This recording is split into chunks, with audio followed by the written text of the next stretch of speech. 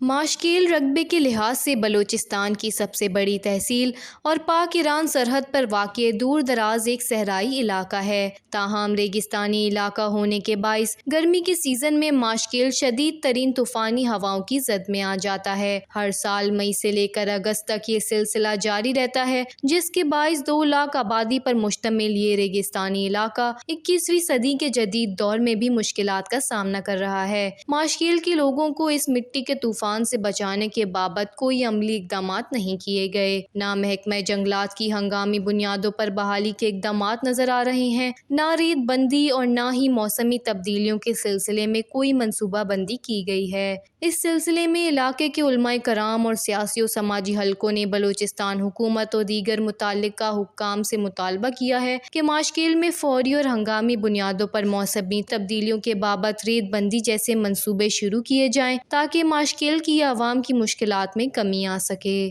وش news, Mashkel, Balochistan.